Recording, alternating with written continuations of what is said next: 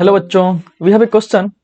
The question states that the disk of radius r is rolling without sliding on a horizontal surface with velocity of center of mass v and angular velocity omega in a uniform magnetic field b, which is perpendicular to the plane of the disk as shown in figure. O is the center of the disk and PQRS are the 4 points on the disk. Which of the following statements is true? Okay तो statement क्या कर रहा है कि due to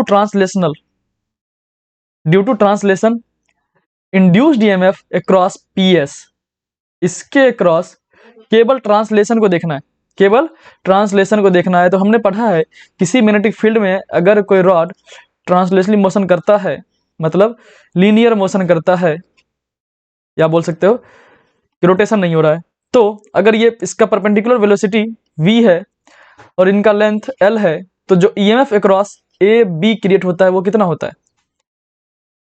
E A V कितना हो जाता है सर? वो होता है बी वी एल। कितना होता है? V V L. Clear? Yes sir.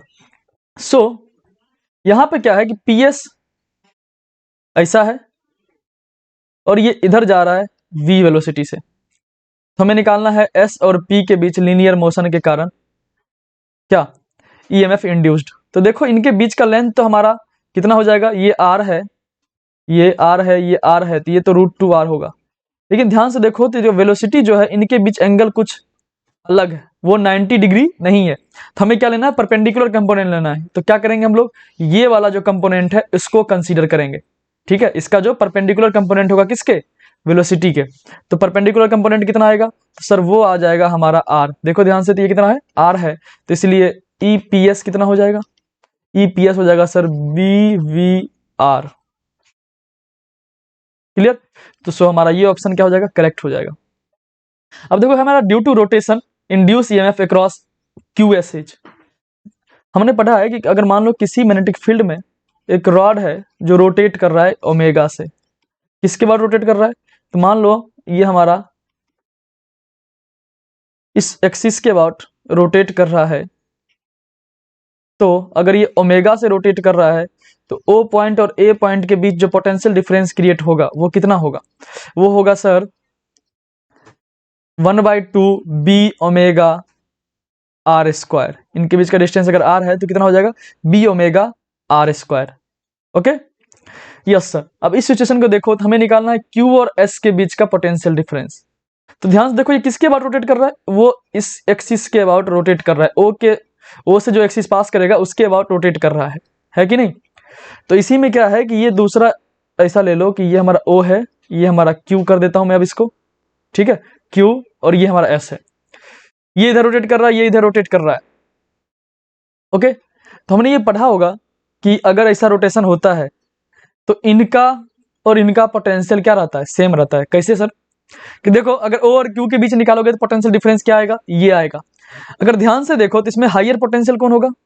तो सर इसमें हायर पोटेंशियल होगा कौन सा? क्यू वाला।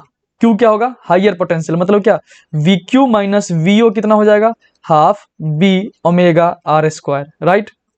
वैसे ही अगर मैं देखूं ओ और एस में, तो ये रोटेट कर रहा है, इसमें हायर पोटेंशियल कौन होगा? तो सर इसमें हायर पोटेंशियल होगा एस वाला। तो मैं लिख सकता हूं V S minus V Q is equal to V Q नहीं, ओ वी ओ। कितना हो जाएगा? Half B omega R square.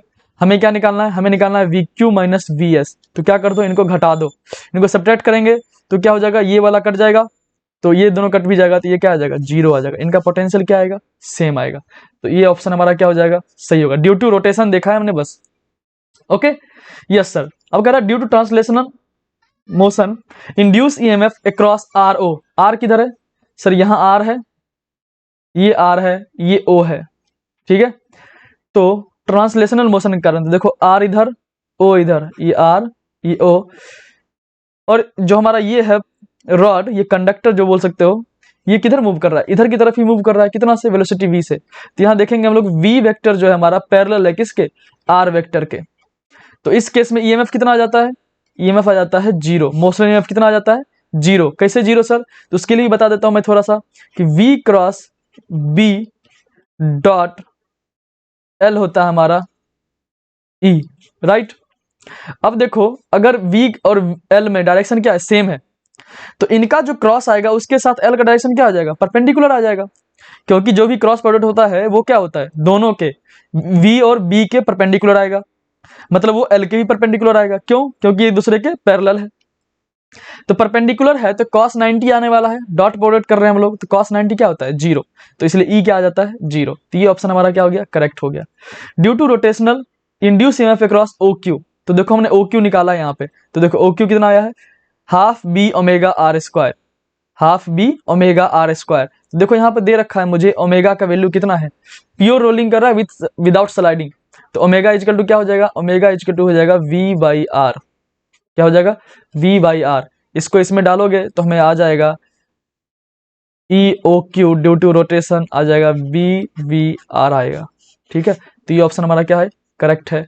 So answer इसका क्या आ जाएगा, 1 2 3 4 ऑल आर करेक्ट।